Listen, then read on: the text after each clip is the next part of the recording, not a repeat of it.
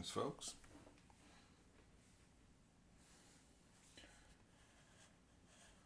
Hope you're all having a good day. Going to continue on with some writing. Had a nice chat last night on character backstory. Despite my snarky title, it was a great discussion regarding how to use backstory in gaming. What players get out of the backstory, what GMs get out of the backstory, how much is too much, how little is too little.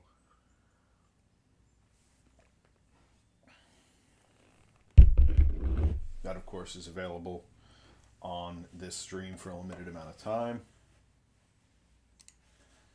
And we have YouTube. If you go search Fox and Board Games and log in there, that's where the streams are going to be permanently archived. Please go ahead and do that if you haven't. Let's see who we got here. Oh, hey, how are you? Good to see you. Are you at work and lurking, or are you at home working on stuff and lurking? I forget if you work from home or not. Thanks for coming on. If you are lurking and you have not yet, it would be great to go and subscribe here. Yeah. There is. Barely hear me. How about that? Work from home Fridays. Yeah, like I said, I thought you worked at home partially. How about that? Can you hear me a little better now? It says my mic's picking up everything. Like a whisper. How about you, Sarah? Can you hear me okay?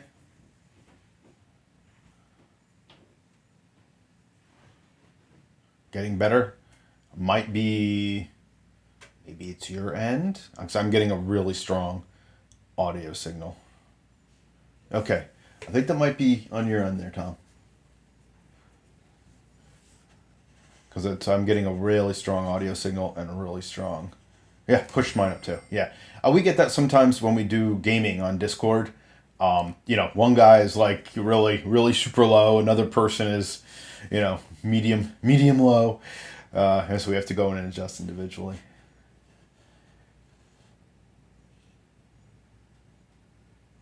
Yeah, same thing. I do the same thing. I'll sometimes turn down a window, like, if a friend of mine's streaming some video gaming and I just want to log into support. Yeah, it's really loud. Sometimes I'll watch like a miniature stream or something, but I'm just watching the painting, but I'm doing something else and I turn it down. And yeah, I'll do the same thing. But why is there no audio? Thanks for coming on and lurking while working. So yeah, most of you are following all this. I think everyone here is following all this stuff. But again, subscribing to the channels is really helpful, because the more of that I get, the closer I get to being able to do this as a thing. And of course, there's the game site, Hardland RPG, which I hope to certainly roll into the Fox and Board Game website soon. I've been talking to a game developer about that, site developer about that, content developer. And we're still talking about it and what's logistically going to work the best for me. And Twitter and Facebook, of course. Because we don't have any other choices. So I got my work share going on.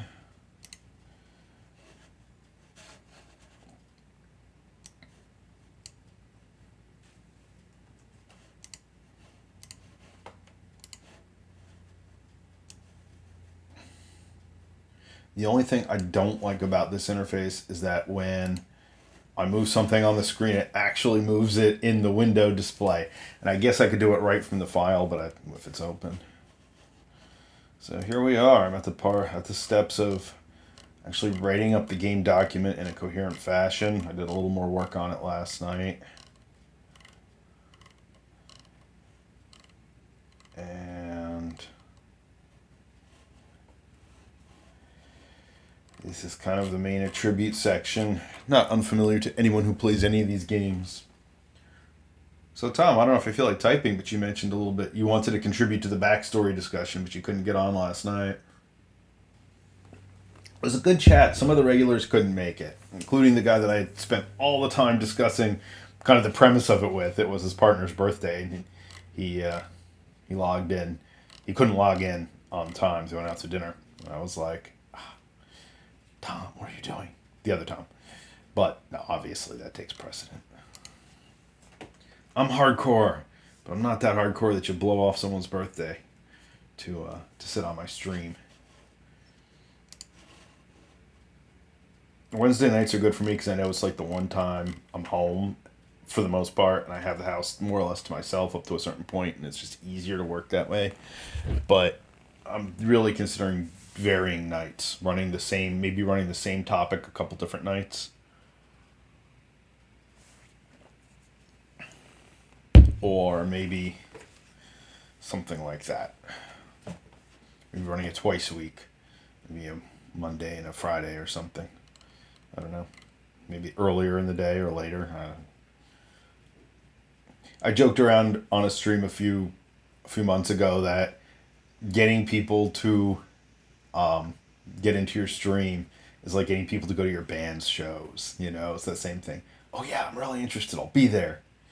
Oh, I had to fold the dishes. I don't know. I don't know if I can make it. And I know that. And everybody who didn't log in last night, who are usual regulars, actually were very bummed they missed it because they had other real life stuff they had to do. So, again, I'm totally cool with it. It's just funny that I make that comparison. Like, oh yeah,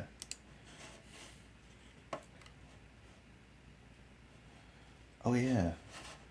It's like when people say, yeah, we'll beat your band's show. Uh huh.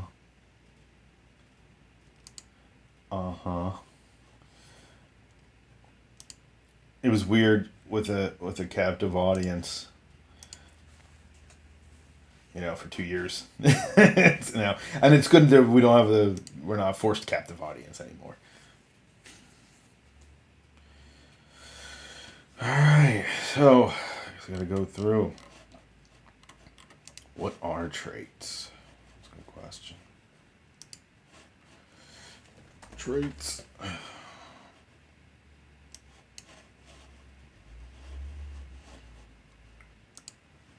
I'm really glad people are logging in and enjoying seeing my process. It's still kind of weird to me. Like, I'm not that interesting. I'm not doing anything that unusual. And of course I think, wow, I've wanted to write a game my whole life and I'm getting an opportunity to do it and even get some kind of pay for it. Sort of.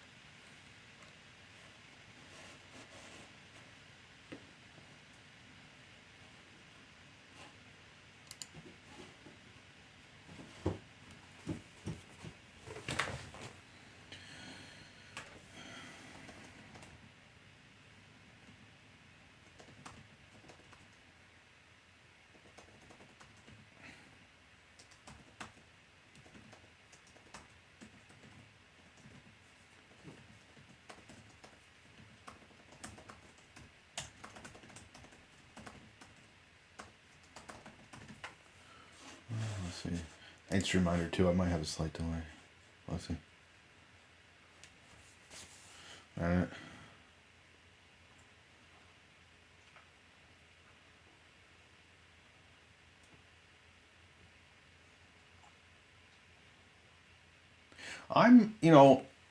Actually, Sarah, I don't think you've ever seen me teach or play music. Unlike Tom here, who has seen me do both. I'm very natural with stuff like this. I don't really get hung up about it. I'm not particularly shy about it. What kind of had to wrap my mind around was that people would be interested in sitting and watching me write a game. And twice, my other Tom friend, who actually was here earlier in the week, and we had the whole talk about character backstory. He twice, once last year when I started this process, when they visited a few months ago, or last month, said, yeah, well, it's the am I boring thing. Exactly, right? Like, who's going to sit and watch this? And Tom's like, you should really just stream all of your process. And then when you get the game going, run some play sessions of it and stream those. He said, people really like this. And he's like, come here, let me show you something. And he, brought me over to, I think it's Mandari's site. And she's just there chatting about making an inn in an RPG. And she has like, 1,000 followers or something, And he's like, this is like all she does, Like this is kind of her job. She writes D&D stuff and she streams it. And, I was like, and it's a generational thing to him. She's a lot younger, she does the whole dressing up as the elf, which is cool. I really like all that. But I'm like, okay, yeah, all right, so I get it. So for the main talks, I do a little bit of dress up and all that. I really have to get a studio or something set up though if I really get deep into this. Have a title: holding out for a hero. Yeah, I should. So, yeah, the backstory thing.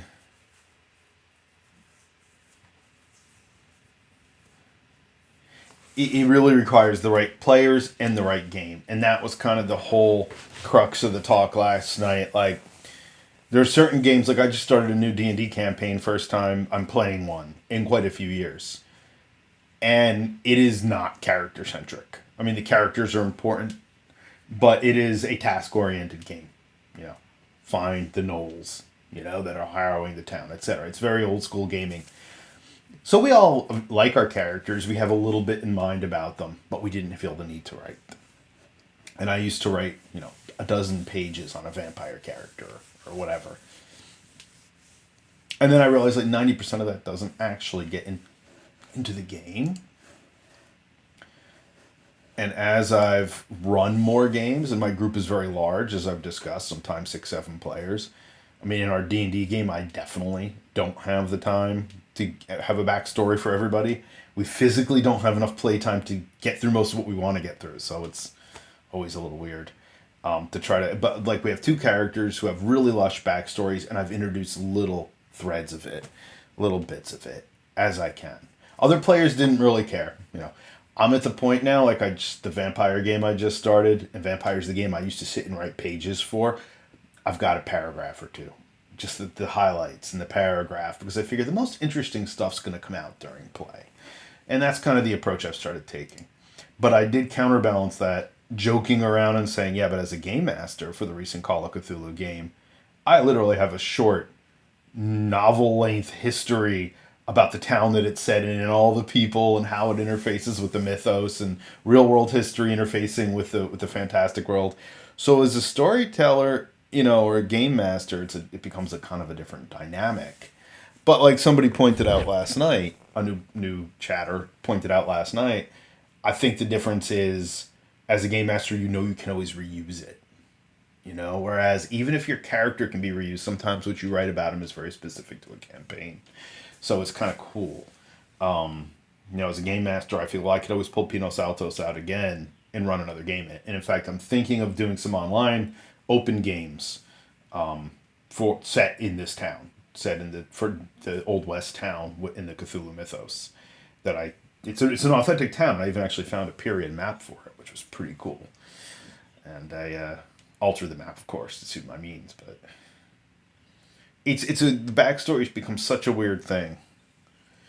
And I started that whole thread, and I chose that really snarky name because I'm in one forum, which I think Sarah's into, and I should invite Tom. It's Bahamut's better LGBTQ D&D content, because apparently Tiamat's Tavern became awful and misogynist and sexist and homophobic. And so a friend of mine actually went and started this group where she's like, this is an open space for everybody. And there was a whole thread on there last year where somebody was talking about backstories, and they were all lamenting the fact that their backstories never get used. And then somebody was finally like, no one cares about your backstories. And I was very amused.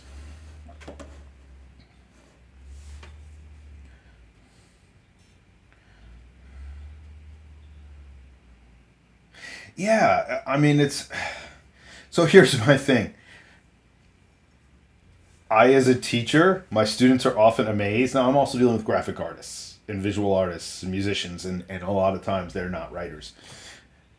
And they, they're often shocked when I don't have a minimum page limit, but I have a maximum page or word limit for an essay, because I don't have enough time to sit and read, if the 30, 30 or 40 in one week, 30 or 40, 20-page essays on Eugene Atget, or a famous designer or whatever. It's like,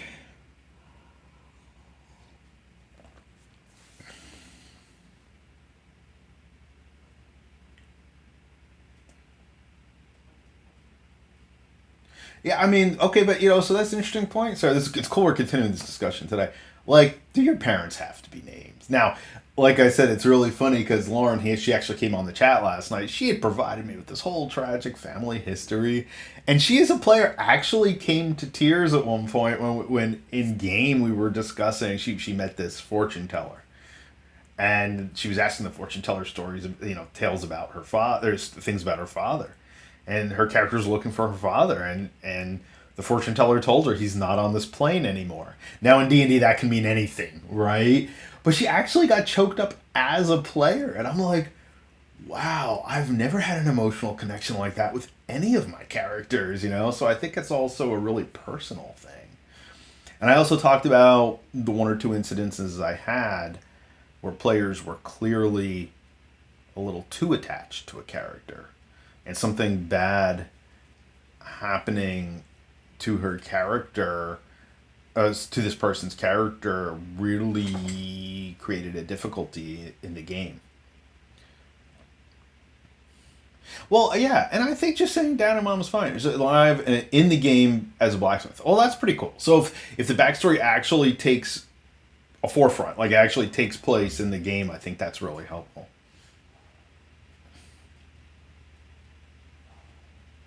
I haven't actually run into that, so I think it depends what communities you're in there, Wendell. Because I posted this question to two different groups. Pathfinder, the Pathfinder forum that I put, the D&D forum got no interaction, but there's like 22,000 people on there or something. The Pathfinder forum most people were like, "Yeah, we don't care about backstory. Like, name you the town you're from, and that's all that matters." The Call of Cthulhu group, I mean, there were people wrote pages in response to my question about backstories, and most people said, even in this horror game that is very deadly and notoriously deadly, they want their characters, and the game masters want their keepers want their characters to have these very rich backstories. So I thought that was really interesting. Um, I'm gonna go out on a limb and say I think it's the nature of Cthulhu is still a very literary rooted environment, whereas Pathfinder D&D has become much more pop culture oriented. But then I go back to the fact that people who seem to get the most invested in the character development are younger players.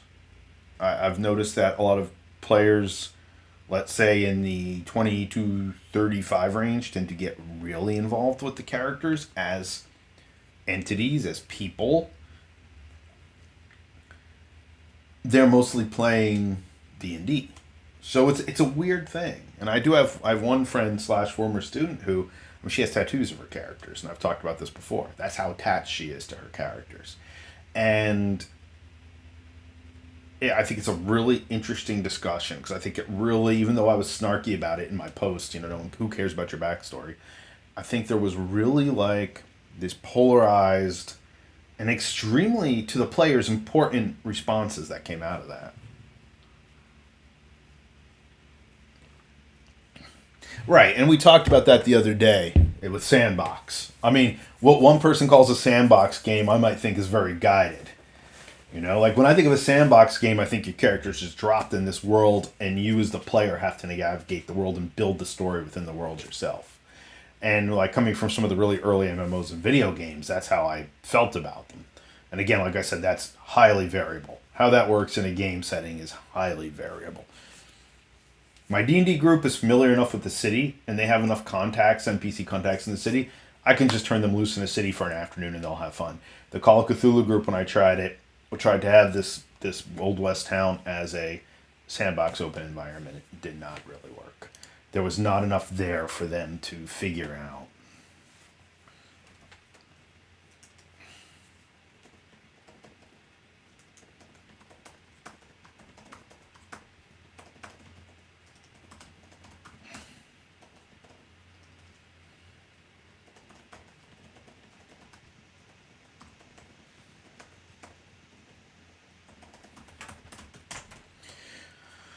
Okay, let's see.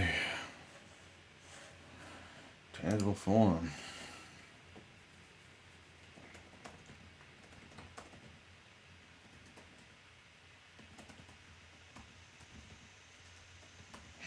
So that's one thing. That's an interesting thing I've noted when I'm writing these rules, Tom, is that I have to be very clear what I mean when I use a term.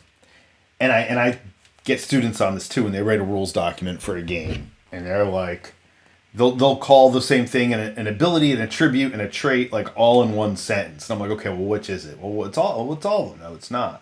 Which is it? The player, the reader, and the player, and the game master, or whatever needs to know what this means, and you have to clearly define it.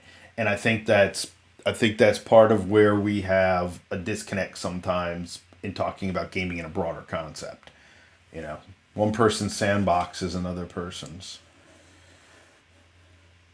It's another person's guided adventure, in depth to one person. I mean, I like I said, I've written literally pages and pages talking about the history of a location in a game going back 1,000 years. To me, that's in depth. To other people, in depth is naming the location and saying who the mayor is. And both are fine, but one I do not think is in depth. I mean, so what you said before, Sarah, in terms of not writing a big backstory because you hadn't played in a long time. I mean, there's something to be said for that too. I'm kind of jaded. I tend to assume games are not going to last as long as anybody thinks they will, campaigns. So I tend to put a little bit less work into backstories these days because I have folders of characters and histories that got used twice, for 6 hours total, and I never touched them again. So, I mean, I'm even at the point when I sit down at a new game, I tell the game master, okay, what do we need? And what do you need me to play? Like I don't need to make this character my own. I need it to be functional in your game. If you want me to make a really personalized character, I can. But if you need someone to play the deranged occultist, hand me the deranged occultist. You can even make it up. If you want me to make the stats, that's fine. So I'm also very fluid in terms of my play style at this point. I don't generally make a character and fall in love with it and, need to have it be this in-depth experience for me. I said to Lauren last night, I said, I'm more attached to the players' characters because of the interactions and the world they've developed with each other than I am any of my own characters or NPCs.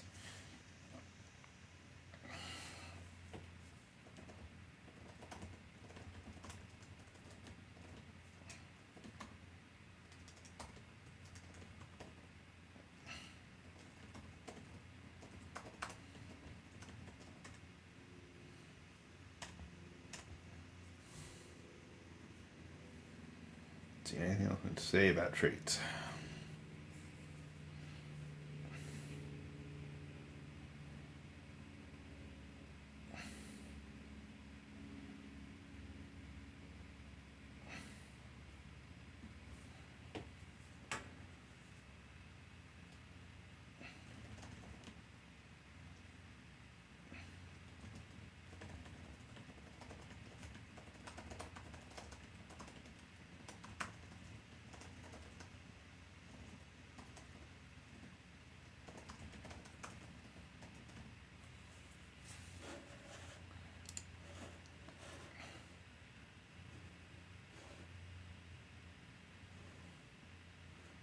Let's see. Each was different DM.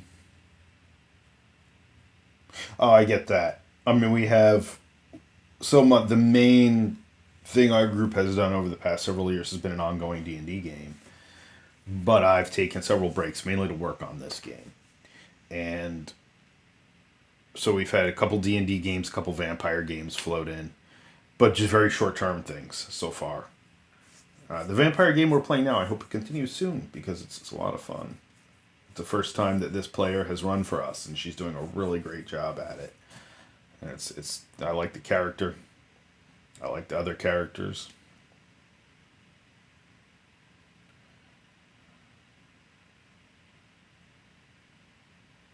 Yeah, and again, I'm very analytical and abstract about my gaming experiences. I have a hard time, just like I have a hard time. I don't really get emotionally invested in movies or even books because to me, I've always had that barrier. Well, okay, but they're not real. You know, it's hard for those things to evoke emotion within me. And I'm always impressed when players get that involved in their characters. They get emotionally involved. Or so people can actually see what I'm doing.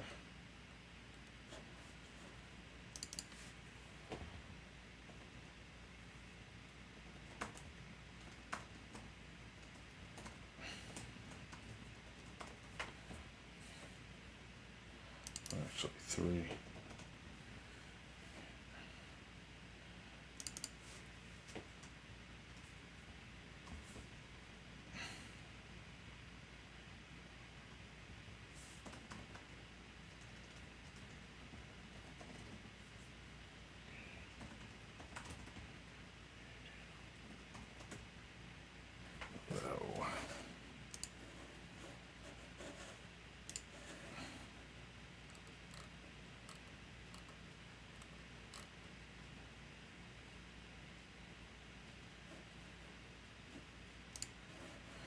Oh. There's a setting that I can have. So the chat keeps going even while I'm doing something like typing in another window. That's the other thing I've noticed about this interface is that it's a weird kind of lag when I'm typing elsewhere.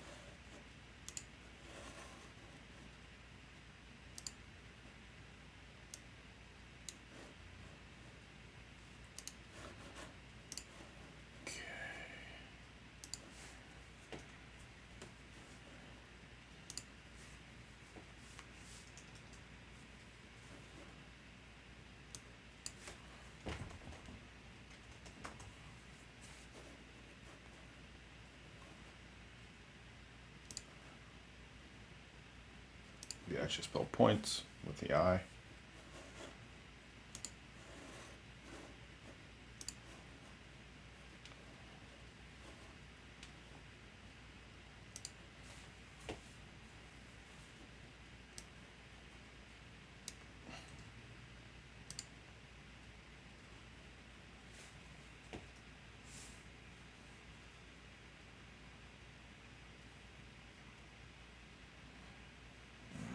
Right.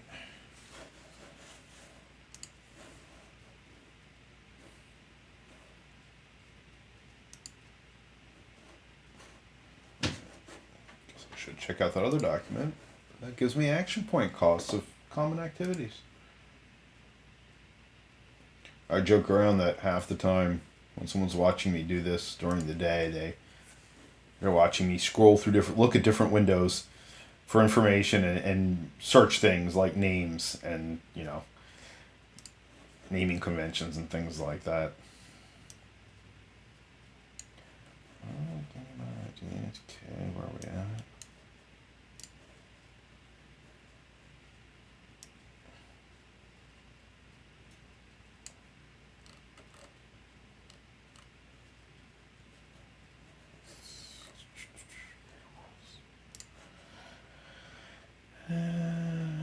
Okay.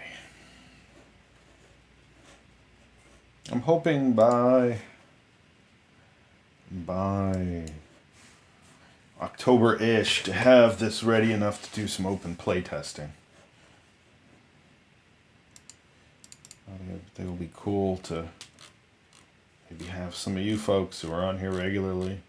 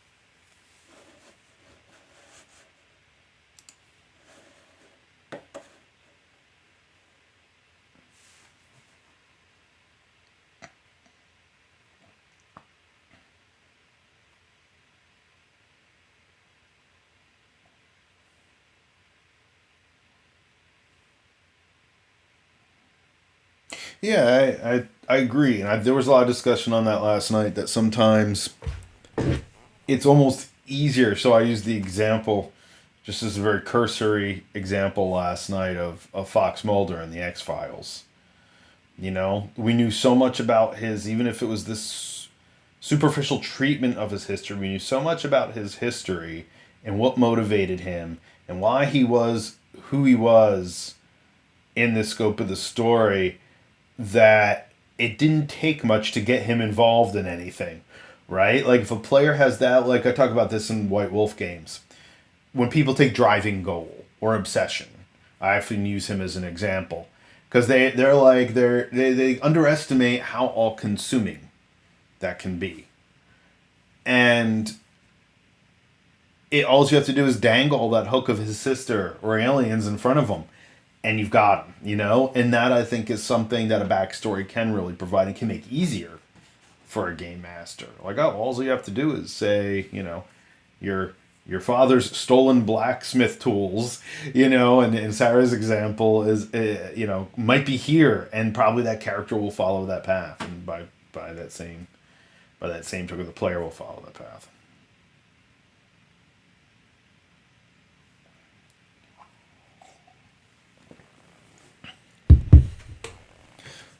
Yeah, there's a lot of opportunity. There's a lot of opportunity for storytellers, game masters, keepers, whatever you'd like to call them, in all of this that I do sometimes think is a little missed on the part of a game master. Let's see, docs, lock UI.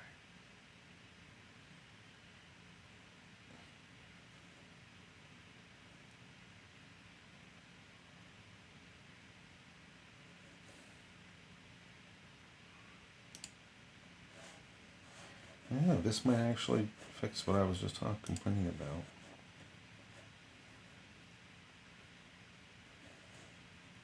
Yeah, it doesn't have to be something that is that all-consuming. My sister was abducted by aliens or orcs or whatever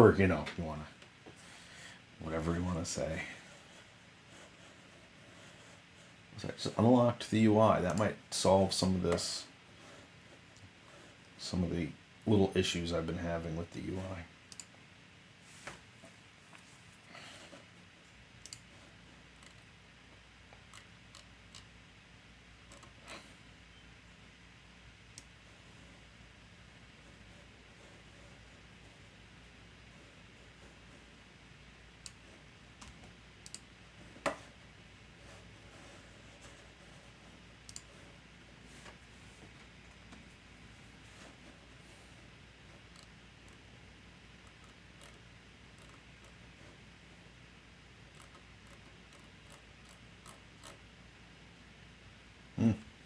I guess I should tell players what their movement rating is, huh? I just realized that I don't have in this beginning description like what's your common movement, what your common movement rate is. I mean, it's in the rules, but it's not in the character creation.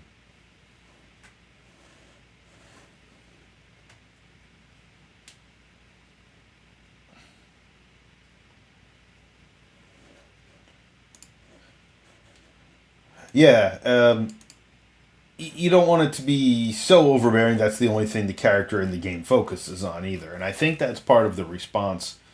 Some storytellers. Well, I guess I should say.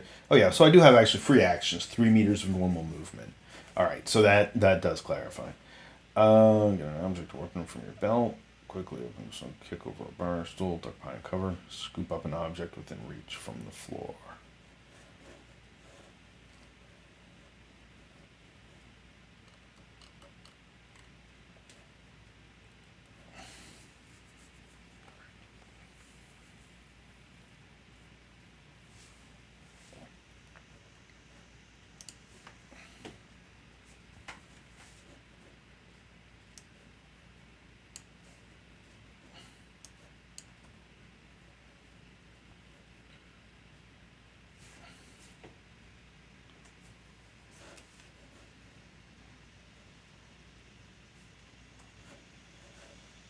Fortunately, I have a lot of the systemic stuff.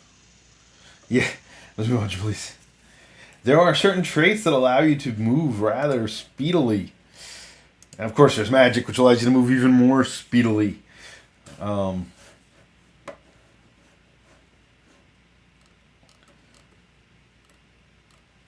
the action point system, I think, is a little unique to this game in a role playing context. I've done it a lot. I've used it a lot in miniature games, of course. I thought, wouldn't it be interesting if this were employed? You didn't limit what a character could do per turn. Their character makeup limited what they could do or allowed things per turn. It's going to be an interesting. It worked well in playtesting. I was very surprised.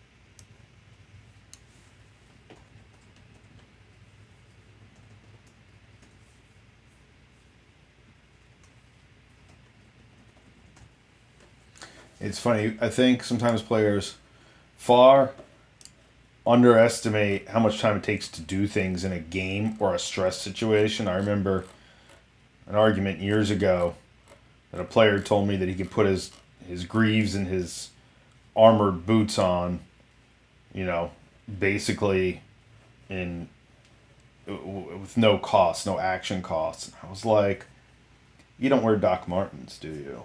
You know, like it doesn't take you literally a minute or 30 seconds to a minute to lace up your boots. You know, and it's kind of and they were like, oh yeah. I'm like,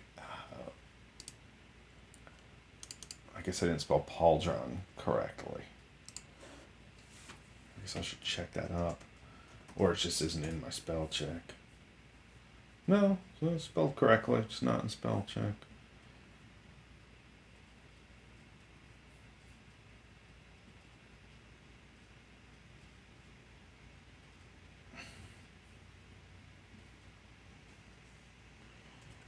course, I'm going to have to update this in the main document.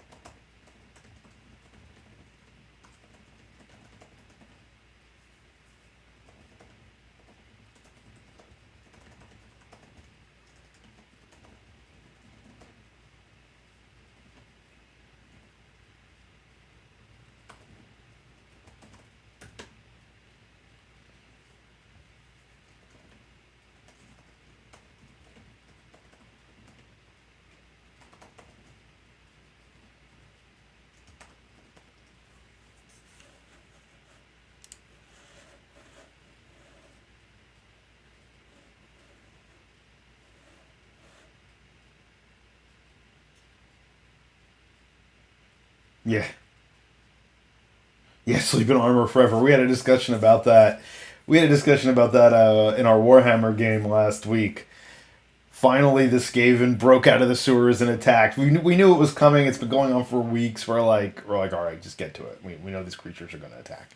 And so finally it happens. And then there was this whole discussion of somebody was like, well, I would have my armor on. We're like, it's 2 a.m. You don't have your armor on, you know. And they were plate. I'm like, you're not getting in your plate. We're gonna have to do this without armor. You know, these creatures are on us.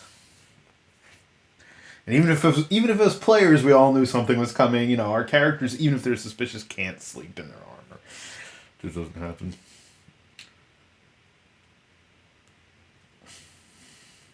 One thing that never there's no chafing rules in any RPG that I know, right? Having worn small amounts of leather and leather armor. Yeah, well, yeah, it's hell on your hair, right? That's what I was gonna say. Yeah, because I think we've talked about this. Because I know you've done a bit of armoring, but you know, having slept in a leather jacket, I assure you, it's not incredibly comfortable.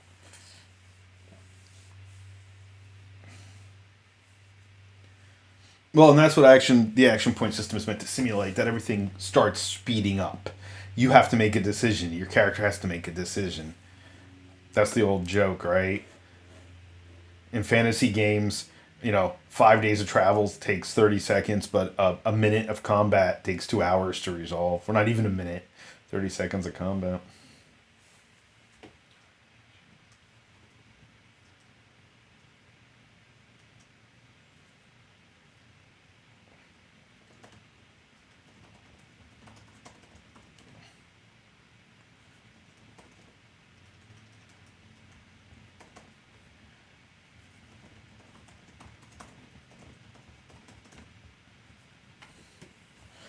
Quiet. I'll just take a quick break. I'll be right back.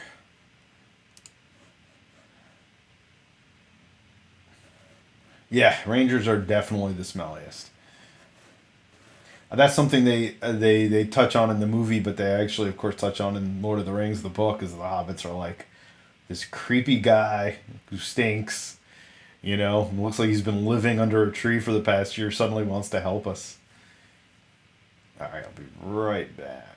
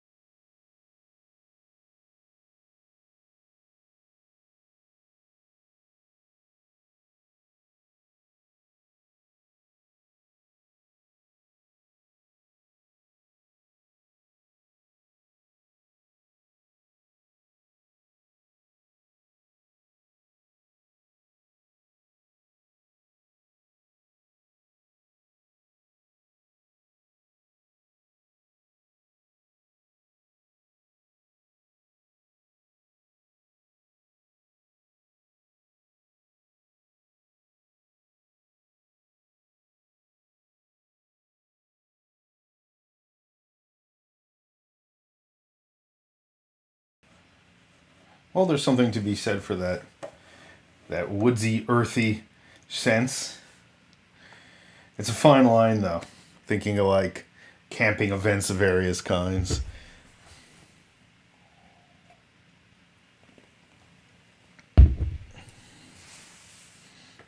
Earthy and natural can shift to, yeah, I think a shower is in order very quickly.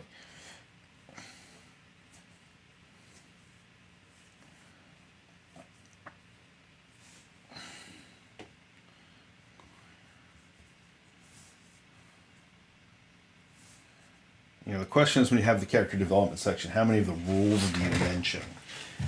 That's kind of where I'm at with some of these. Like, how much do I put in the character development section versus just.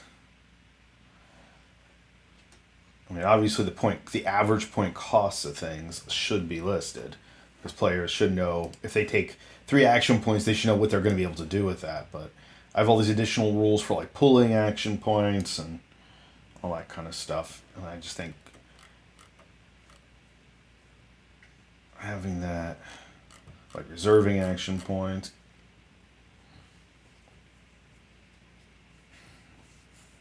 durations of things.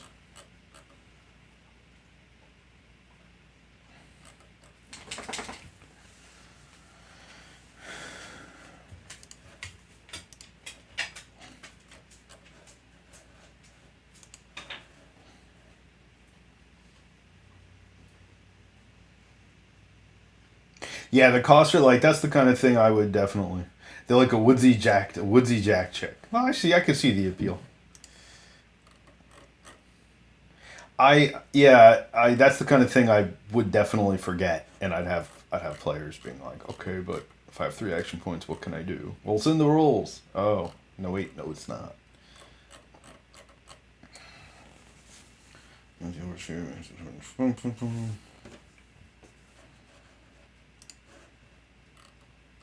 I think I have an extended action section over here in the other document. Don't I? I should. I know I wrote it up.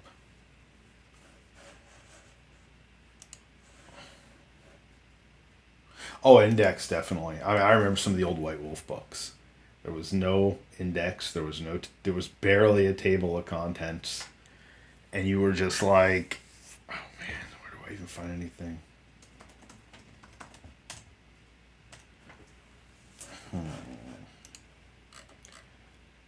Durations and action sequences, reserving action points.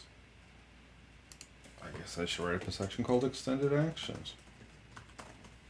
I'm sure I have it somewhere, but it's probably in a different document. So I better at least put a note to look it up. Oh, yeah, extended challenges. Haha, there it is.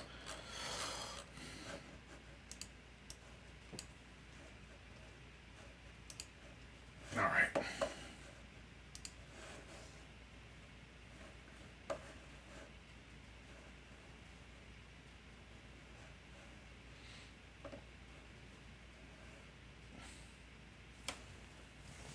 Yeah, well, the old White Wolf books were terrible. I think I mentioned, I don't know if I mentioned it on one of these casts or if I just was talking to people about it, but I went back through and looked at some of their stuff as source material for when I started prepping my character. And first of all, some of it 30 years later is really cringy, like socially. Like, I get they were trying to be hip and edgy. I'm like, wow, you read it now, you're just like, ooh. You're like, ooh, that did not age well. That comment did not age well in that book. And 2, yeah, the makeup of the early books was just awful. It's just completely awful. Otherwise, okay. So I think that's enough for action points for right now. Next, yeah, well, essence and corruption and fate are all a little more complicated, though. So those will be listed somewhere else. So I guess defense rating.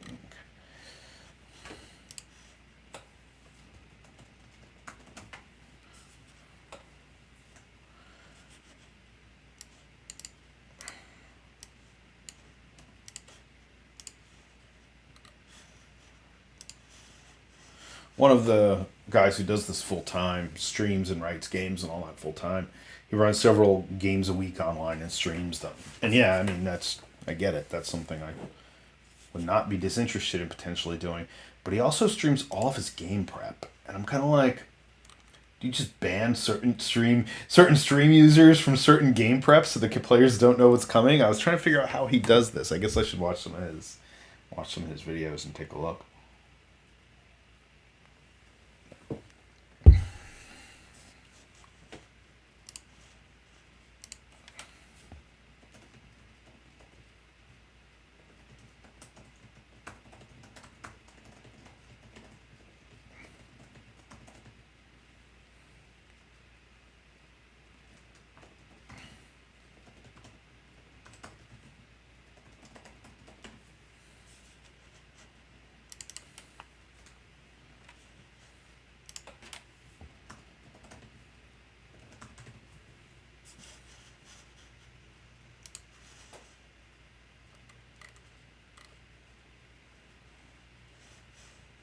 What else have you played, Sarah? I know you played D&D. Have you played other games too? I think we discussed it at one point, either online or in person.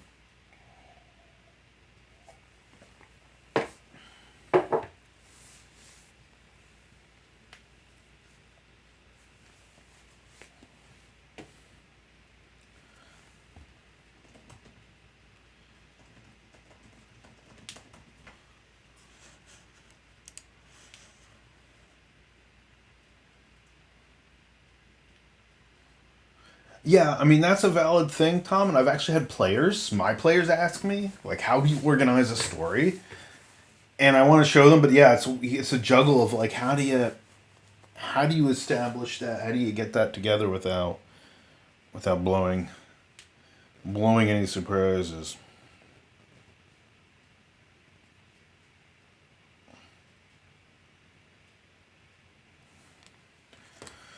Okay.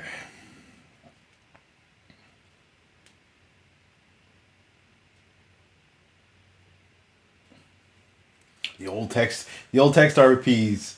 I had a really cool. I was in a really good email turn based D&D game at one point, and the guy was a really good writer. But eventually, like all things, it kind of faded out. But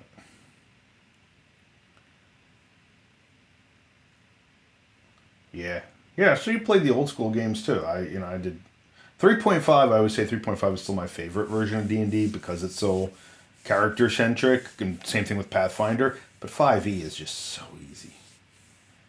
You can just get a game going in 20 minutes, especially with D&D Beyond. It's just crazy. That's why I was joking around with my other 40 to 55-year-old friends the other night when we were sitting down to play online. I'm like, whoever thought 30 years ago, whoever thought D&D would look like this, where you click a button and it calculates all your stuff for you. Now, having said that, I think it's cool to know how it's all done behind the scenes. But yeah, superhero games, I never really got much into them. Never really my thing. There's a couple systems out there that are really interesting to me, but the genre isn't really my thing. Unless it's like The Boys. If it were run like The Boys or The Invincibles or something that was just completely, or Invincible rather, that was just like completely like social satire or Watchmen and depraved, then I'd be like, yeah. So that's the thing, I'm like that with the new version of Vampire. Like, all right, I've been playing the same version of Vampire since the day the game came out. Literally, since the day we could get our hands on it. I went through the revised version up to 1996 or something like that. That was still basically the same rules. I looked at the fourth ed when it came out, and the Requiem, and I'm just like, it just isn't good. It's like GURPS. It feels like GURPS.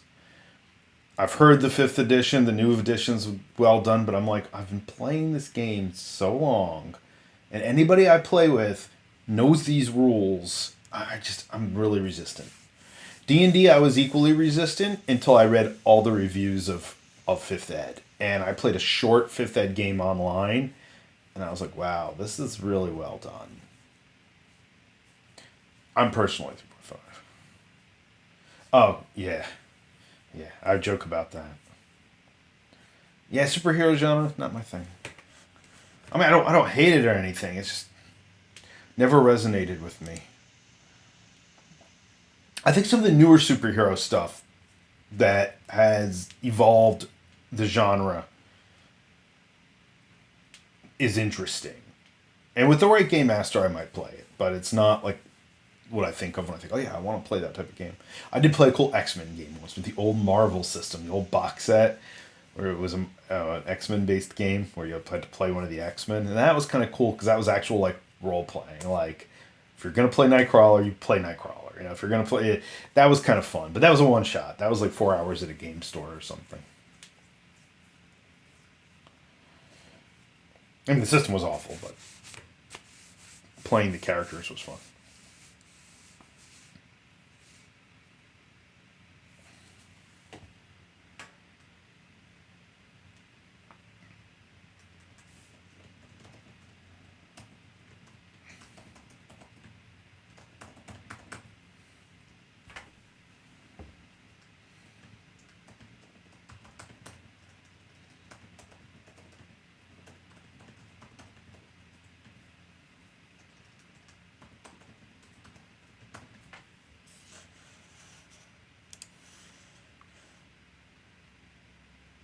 Well, the reward system was really interesting in that. I will agree. I will agree with that. The whole karma system was interesting for the genre. Champions, which became Hero system, I think is the single best system for that sort of thing. I really like it. It was kind of a generic system before there were generic systems in the sense that, like, you pick an attack that does 4d6 or whatever it used. I think it used a d6. But that attack can be a fireball. It can be you stretch out and punch somebody. You know, like it was so about the character you could customize the effect end of it any way you wanted. It really didn't rely on the complexity of like, oh, you have 4 different types of attacks, you know? Well, that's the funny thing. D&D has caught on and become popular, and it's very easy to step into as a player, 5th Ed. But, man, there's a lot of stuff to remember for that game. It's like...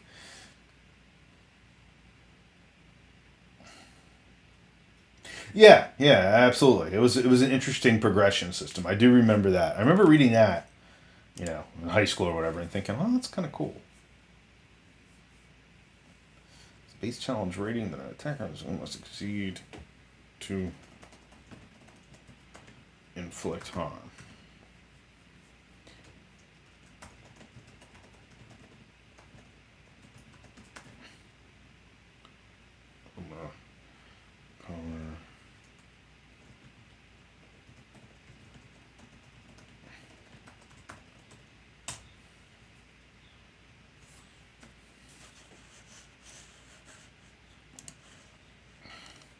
I don't consider myself a numbers guy, but I was pretty surprised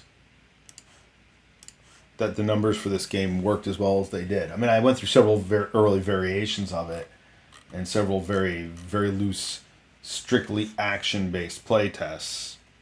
But, and I have one guy, my one buddy who I've known most of my life, his real talent in life is seeing numbers.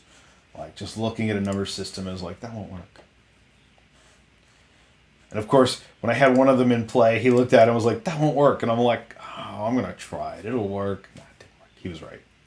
It's like, your number spread is way too large. He's like, there's no way that with your current system you're going to be managing that effectively. I'm like, oh, get out of here.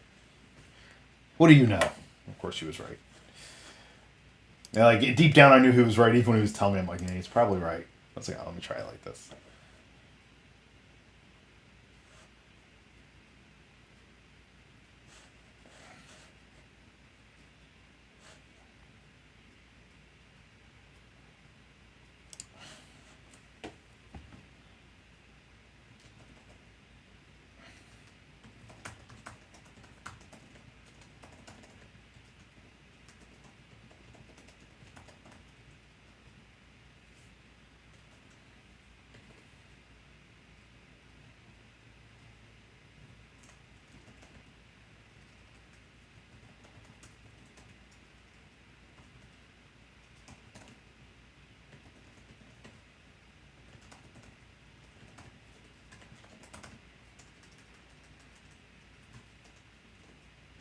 Ooh.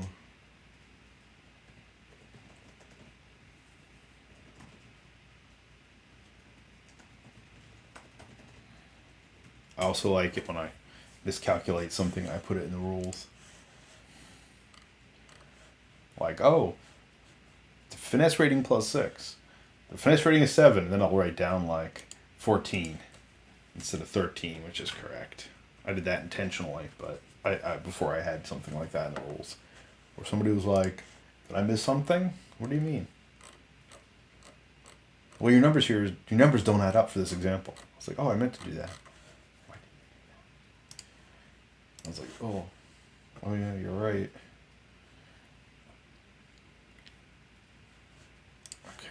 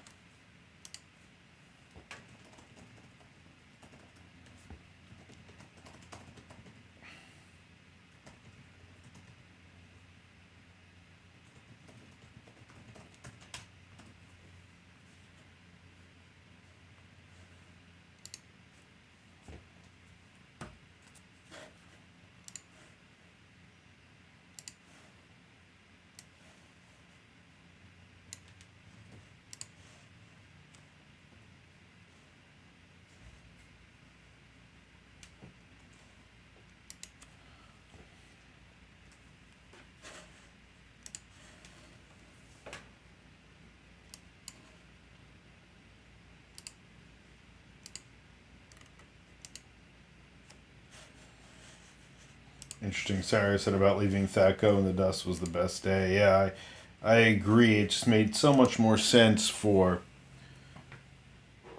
armor class to be a progressive thing that was stacked and based on the actual character makeup.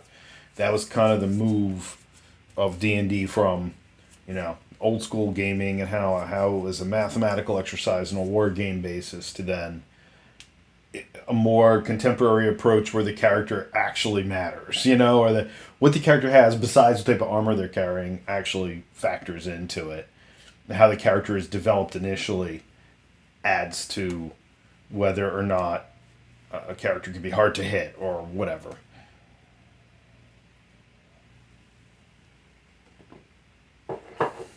Yeah, I was certainly happy with that.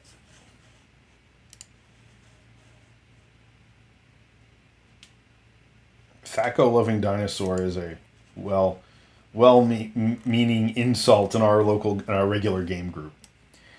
All of us that have been playing a really long time, one of us talks about some, romanticizing some aspect of the 1980s way of role playing. One of us will be like, "You're right, you're a Thaco loving dinosaur," which isn't true. I think everybody in the group's really thrilled to be done with it.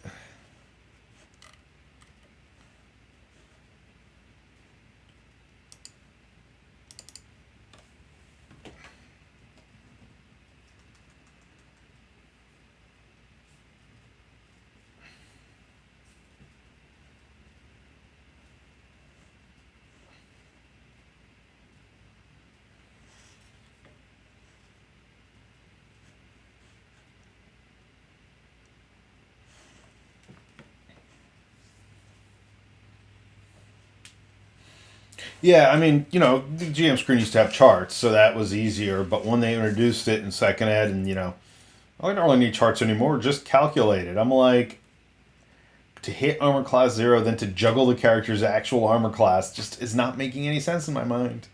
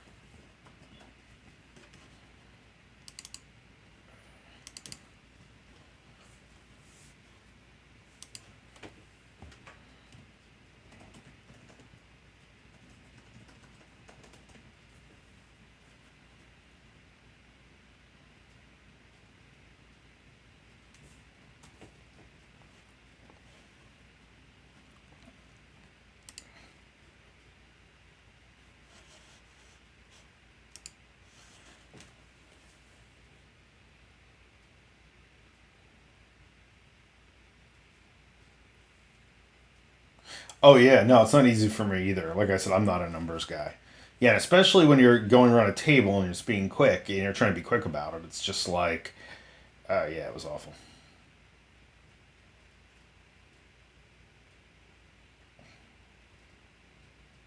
Yeah, right, exactly, and that's part of it too. If it's,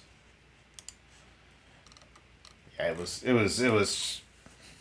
was in that category. What are you thinking?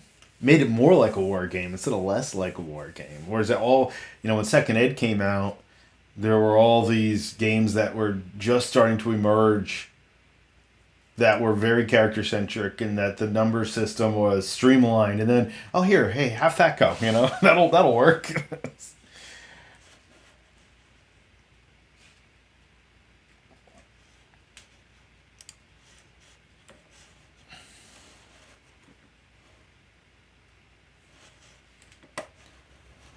I have a weird talent for remembering these minute details of some rules, but yeah, the systems behind them I usually have to look up again.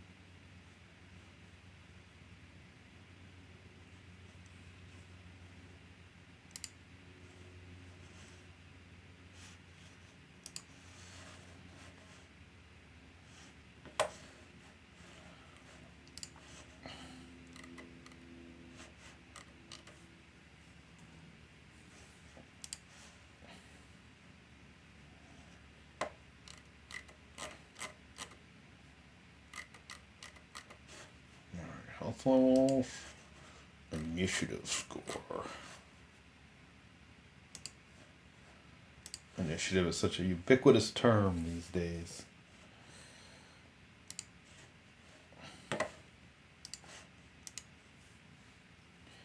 Yeah, Thaco with multiple attacks with different weapons was just a nightmare. it was like, as a game master, you could kind of calculate some of it out early and plot it, but when you're in the middle of a combat where things are shifting all the time.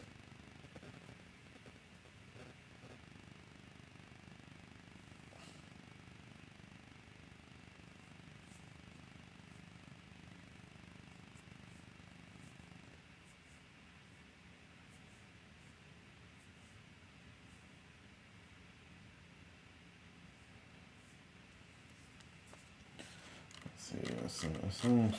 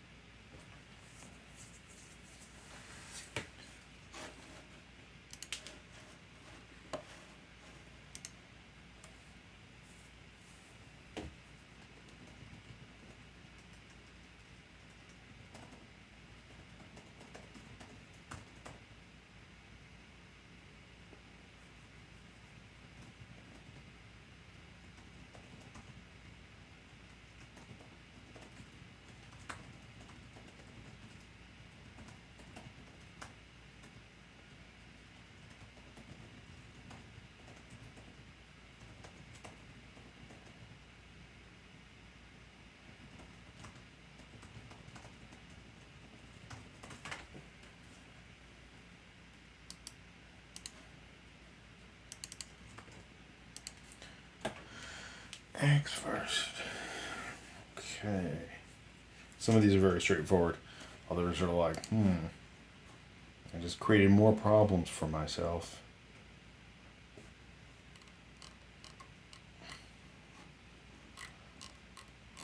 Observation.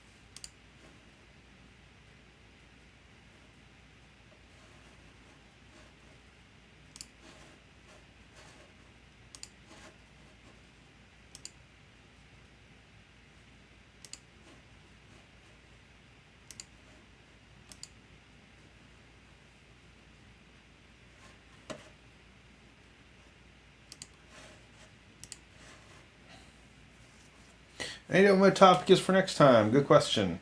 I have a couple ideas. I haven't really decided yet. Um, yeah, I'll think about it. I'll announce it. Probably at the beginning of the week as usual. I don't really have it set yet. I mean, every time we have a discussion, it generates even more ideas, and there are several, like the races, discussion on character races. That can be several discussions, and I'll probably eventually circle back to some of these. But I want to at least get a number that are not.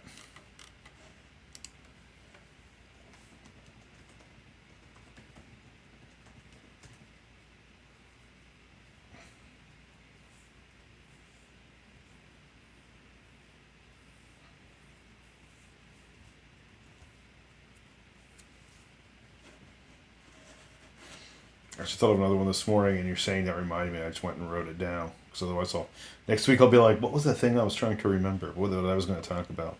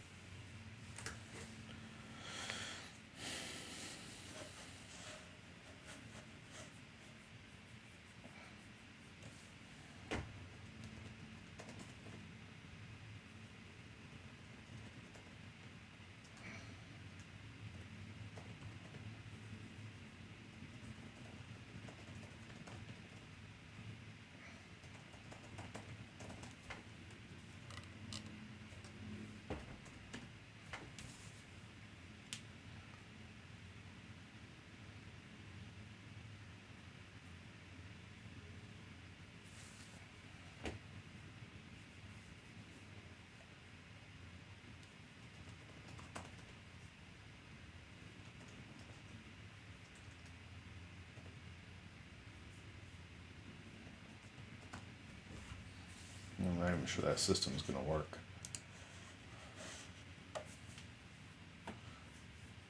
Okay, have a good one. My chat wasn't refreshing. I'll see you later. Thanks for stopping in. I'm going to be probably running in about a half hour myself, also to get lunch and do some chores.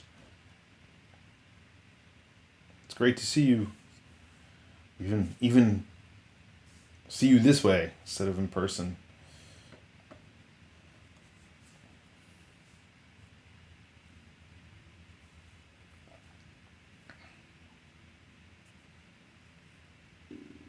Yeah, I don't think I need this observation score. I think this is creating I thought of it last night, and I'm like, now that I look at it, it's just going to be another thing to track on a sheet that doesn't really matter.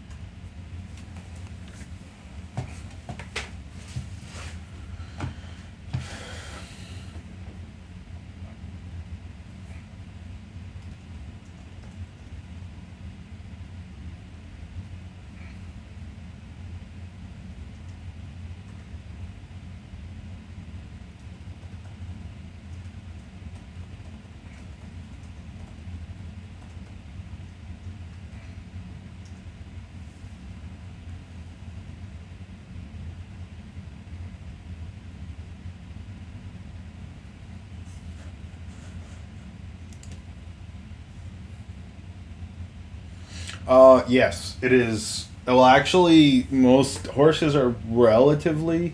Well, there's a horse culture, and one of the other cultures are equestrian. Um, Oxen would actually be the main transport method. There is a river system that is utilized, but there's often ox barging that goes on there.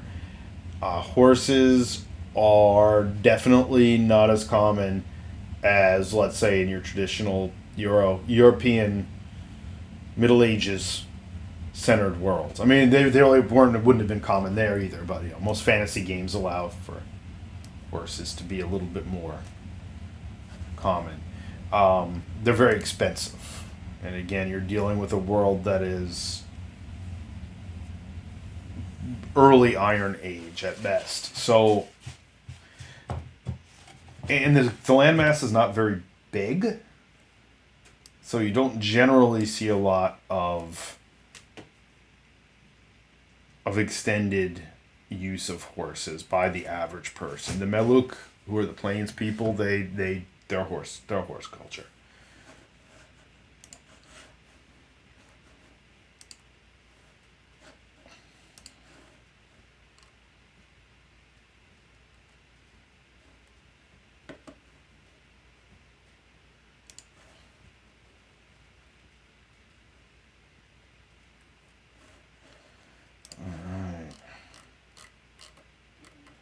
So, essence, corruption, fate.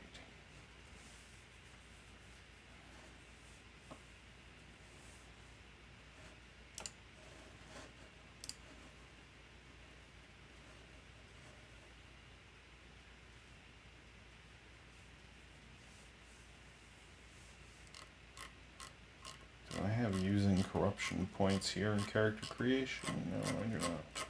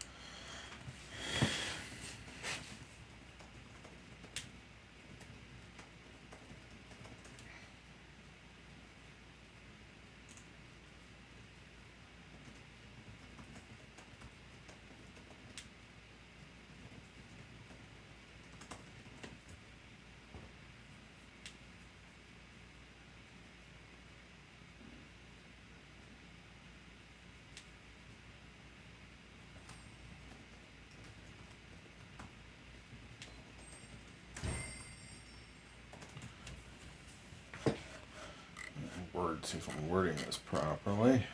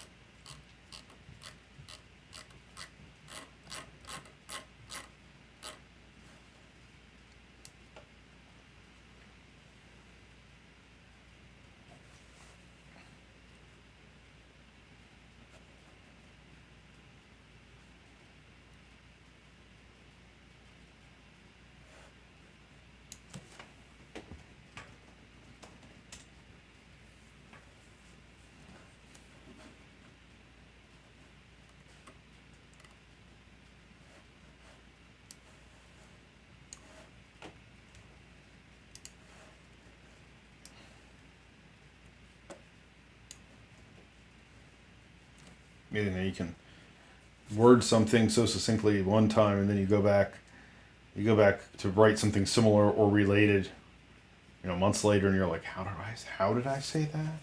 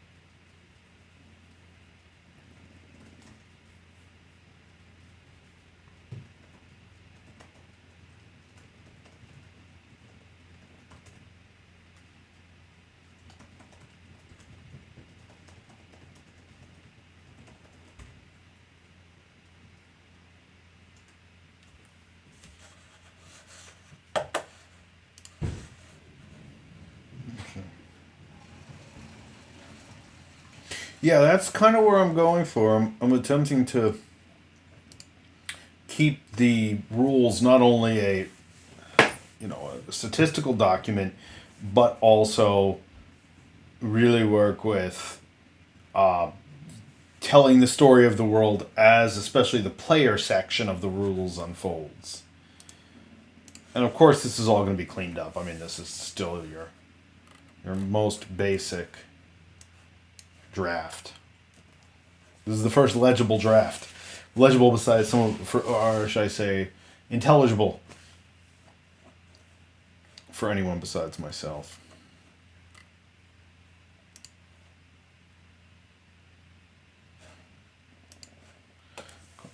points willingly added to die scores.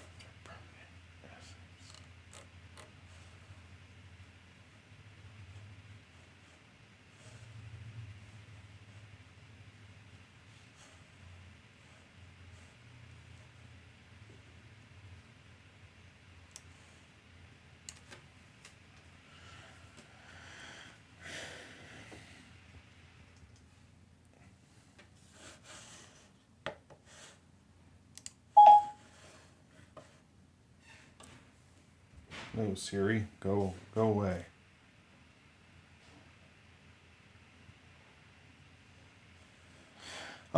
That's a really good question. I'm at the point now I just have to get the document in a finished form. And then what I plan to go back to do is go back and really refine the narrative elements. And that's a very good question though. So, I want to feel like that the rules are in a sense of passage through this land in addition to giving factual information about how the game functions. But I think first it all has to get there. It has to be this concrete document that people can follow that provides you with a source of how to play the game. And then I'm going to go back through and add a lot of the narrative concepts in text.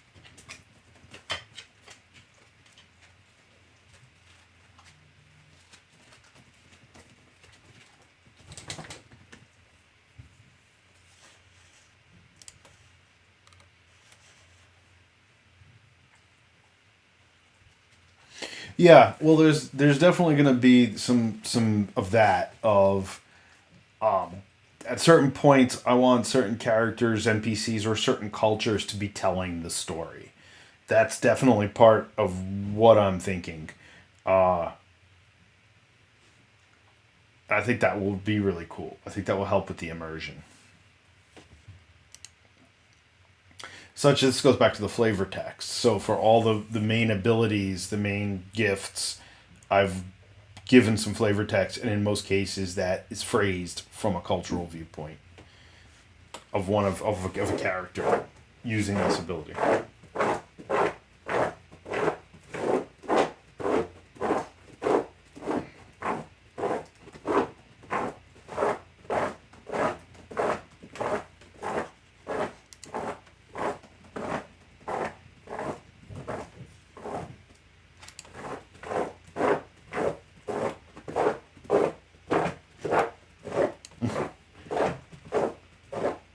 Oh, Dog is say he's gonna dig on the rug because that's gonna do something.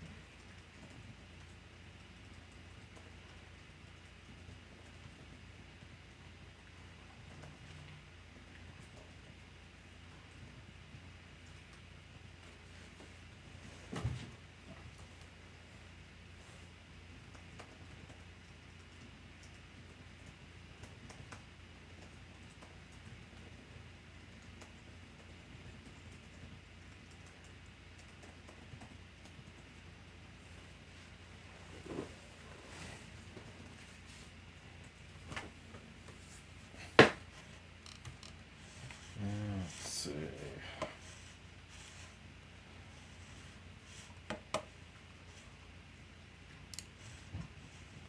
All right, I'm going to start wrapping it up. At least the stream component.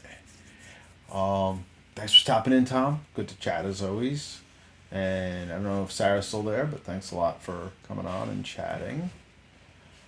And for everyone else who may have been lurking and not talking, I really appreciate you coming in. Resume some streaming next week, starting Monday afternoon. And just pop this up again for anybody who may have tuned in later. Yeah, no, it's great. It's great to have you stop in and talk and catch up. And here's some alternate viewpoints.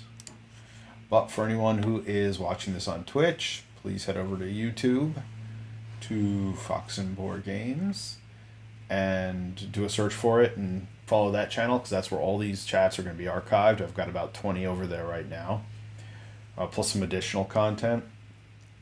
It's also where the walkthroughs of the game and stuff like that are going to occur, and additional gaming content. And Twitter and Facebook, feel free to go and follow at Fox and Board Games. If you're watching this on YouTube, please go over to Twitch, and if you'd like to participate in the live chats, send me a follow there. The more people that follow this, the more likely it is to become a main thing that I'm doing, or at least one of the main things I'm doing. So I really appreciate that. The game I'm working on right now, Tales of the Harrowed Land, is harrowedlandrpg.com, and I really appreciate everybody's support. Thanks a lot, and I'll see you again next week.